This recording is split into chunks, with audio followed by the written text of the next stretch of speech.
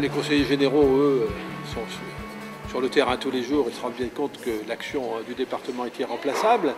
Le tout, c'est maintenant de faire partager cela aux habitants, de leur montrer que chaque jour, ils sont concernés par l'action du conseil général, et en particulier le jour où on ne servira aucun repas dans les cantines scolaires du département, le jour où on ne ramassera pas les enfants, et le jour où on ne déneigera pas les routes, le jour où finalement on s'apercevra que tous nos services sont fermés, les gens prendront peut-être conscience qu'ils ont besoin du département. On a dit que j'étais en guerre contre ma famille politique. Non, moi, je suis fidèle au programme pour lequel j'ai voté, pour lequel j'ai élu des députés et pour lequel j'ai élu le président de la République. Quand j'ai voté pour le président de la République et pour les députés, il était bien inscrit qu'on conforterait l'action des départements. Et donc je suis fidèle à mon vote. Je me suis procuré un ouvrage qui devrait être le livre de chevet de beaucoup d'entre nous. La politique pour les nuls. Ne souriez pas, je l'ai là. Et dans ce livre, j'ai cherché quelques réponses à mes incompréhensions et mes angoisses. En effet, le discours que j'ai entendu ne correspondait pas à ce que j'attendais, ni sur le fond, ni sur la forme. Le problème, il est aussi en matière de représentativité auprès de la population. On peut avoir effectivement des structures techniques et technocratiques qui peuvent gérer les problématiques. On voit bien aujourd'hui, grâce aux politiques volontaristes du département, grâce à l'implantation des conseillers généraux, la réalité de cette dimension de proximité avec les habitants. Et cet attachement, alors que ce soit en zone rurale, mais aussi en zone urbaine, parce que moi je suis un élu urbain, on voit bien que c'est une réalité. C'est pas simplement un problème de collectivité institutionnelle, de millefeuille, de choses où effectivement je comprends, moi les gens ils comprennent plus où ils habitent de ce point de vue-là, mais par contre le conseiller général ils le connaissent. Le département aujourd'hui, l'État lui doit 1,6 milliard. Donc vous voyez les économies qu'a déjà fait l'État sur le compte du département. Et donc par conséquent c'est l'inverse. En réalité, le jour où on supprimera les départements, ça coûtera beaucoup plus cher à l'État de remplir ces fonctions-là que de les faire remplir par le département, puisqu'aujourd'hui le département il a pris sur ses propres fonds pour assumer les compétences de l'État. C'est aussi le département qui loge les préfectures et les sous-préfectures. Je n'ai pas entendu dire qu'on allait supprimer les sous-préfectures. Pourtant, à quoi ça sert aujourd'hui une sous-préfecture, vous le savez. Et on n'a pas entendu dire qu'on allait supprimer les tribunaux. Et pourtant, c'est le département qui loge les tribunaux, gratuitement. Vous voyez que le département, vis-à-vis de l'État, il a été généreux. Et donc, il a permis à l'État de faire beaucoup d'économies. Car vous imaginez de louer une préfecture, combien ça peut coûter. D'ailleurs, peut-être qu'on va les mettre en vente, on saura exactement ce que ça vaut. La culture n'est pas du ressort des départements. Vous allez voir, l'État n'a plus aucun centime à mettre dans la culture. Et vous allez voir si les départements suppriment les subventions qu'ils donnent à l'ensemble des associations culturelles, sur les suggestions des journalistes, vous allez voir comment ils vont réagir. Et si on supprime les subventions aux associations sportives, tous les comités sportifs, comment est-ce qu'ils vont travailler, les comités sportifs? Si, effectivement, là, nous ne sommes pas obligés de le faire. Seulement, nous maintenons un tissu associatif fort et nous maintenons aussi de l'emploi. Car aujourd'hui, une partie des intermittents du spectacle sont encore payés parce qu'il y a des subventions venant du département du Pas-de-Calais. Et donc, vous voyez que finalement, c'est surtout la création de chômage qui est en train de s'envisager plutôt que des économies. Et je pense que l'éloignement du citoyen auprès des politiques ne fera qu'aggraver la démocratie, le sentiment d'abandon de la démocratie en France. Donc je souhaite véritablement qu'on revienne sur ces positions. Sans doute il y a un travail à faire sur les compétences entre les institutions, mais surtout ne pas faire en sorte que le concitoyen soit éloigné du politique. Le Conseil général, c'était par nature une institution de solidarité qui faisait en sorte que dans un territoire donné, chacun puisse être traité de façon équitable. Et puis si d'aventure le gouvernement allait jusqu'à son souhait de donner des compétences aux agglomérations, ça ferait qu'il y aurait une discrimination des territoires en fonction des territoires riches et des territoires pauvres. Je pense que notre devoir à nous, politiques, c'est que chaque citoyen puisse être traité de la même façon.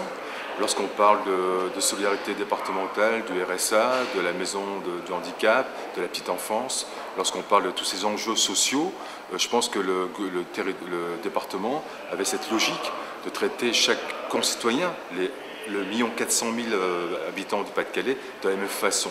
Je ne suis pas persuadé que des agglomérations puissent traiter de la même façon cet aspect social. D'autres auront les moyens, sans doute, de bien le faire, et d'autres seront en difficulté pour le faire aujourd'hui. La simplification est indispensable, mais lorsque l'on parle de doublons, par exemple, c'est un terme complètement imbécile. Pourquoi? Parce que lorsque vous donnez une subvention de la région et une subvention du département à un organisme quelconque, il fait des choses meilleures que s'il n'y avait qu'une seule subvention. Et deuxièmement, il n'y a pas, nous, de notre part, d'argent qui est dilapidé. L'argent que l'on donne, il est donné pour permettre au département de fonctionner, pour permettre aux investissements de pouvoir s'élaborer. Vous savez très bien que nous mettons pratiquement 300 millions d'euros d'investissement dans l'entreprise. Ça concerne 3500 emplois. Si on me dit que je vais disparaître l'année prochaine, je ne fais plus d'investissement, je ne construis plus de collège, je ne fais plus la route 940, et ça veut dire des centaines et des centaines de personnes qui seront au chômage. Parce que pour l'instant, personne ne sait qui va avoir la compétence. Et en tous les cas, moi, non seulement j'ai la compétence, mais aujourd'hui, je n'emprunte à personne. Aujourd'hui, je ne dois de l'argent à personne. Et je suis capable de payer les engagements que j'ai pris jusqu'à aujourd'hui. Et je permets aussi aux collectivités locales de continuer à investir, parce qu'aucune collectivité territoriale du département du Pas-de-Calais aujourd'hui ne peut envisager d'investir s'il n'a pas une subvention du département du Pas-de-Calais. Le département du Pas-de-Calais n'en sait rien. Nous répondons à une demande de l'Association des départements de France. Tous les départements de France sont en train d'avoir des débats sur le sujet. Tous. Et tous sont unanimes pour dire que la façon dont les choses ont été présentées n'est pas la bonne. Parce que nous avons un maillage territorial essentiel, voulu par notre propre organisation, créé dans le cadre des multiples partenariats que nous avons tissés. Mes chers collègues, nos partenaires reconnaissent notre expertise et notre indispensabilité. Avec eux, nous sommes dans un contrat gagnant-gagnant. Il est judicieux de se priver de l'échelon par essence et par excellence de la proximité avec les citoyens. C'est tout le contraire qu'il faut faire. Il me paraît important d'être peut-être en résistance. Encore faut-il savoir ce qu'on doit résister et avoir un programme, avoir une ligne de conduite, avoir des propositions et montrer que nous, on est exemplaires. Je pense qu'il faut aller montrer l'identité du Pas-de-Calais à Paris.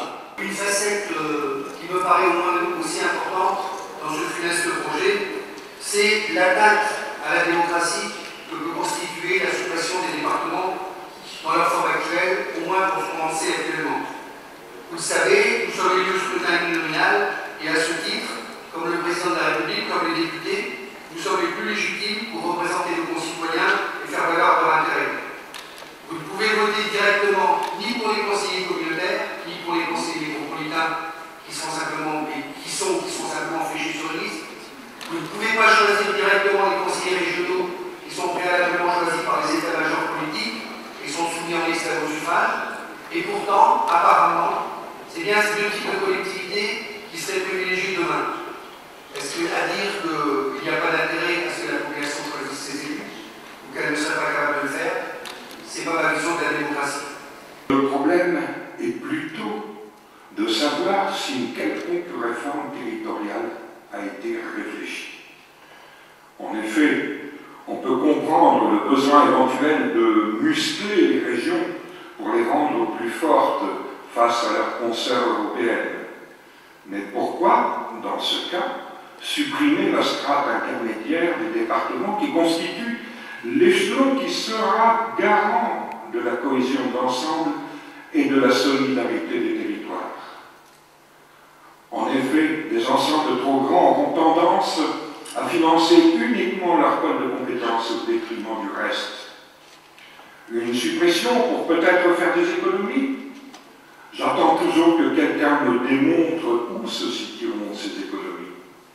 Beaucoup se plaisent à penser qu'au mieux, le coût sera identique et qu'au pire, cela coûtera plus cher, ne serait-ce qu'à cause de l'harmonisation des statuts, comme le démontrait il y a quelques années une étude du journal Les Échos. Et dans un passé plus récent, nous avons fait également la démonstration que nous étions capables de reprendre des compétences à notre compte lorsque l'État, à cette époque-là, faisait le choix d'une cure d'amaigrissement et qu'il cherchait parmi les collectivités territoriales celles qui étaient en capacité d'assumer ces compétences de la meilleure des façons qui soit.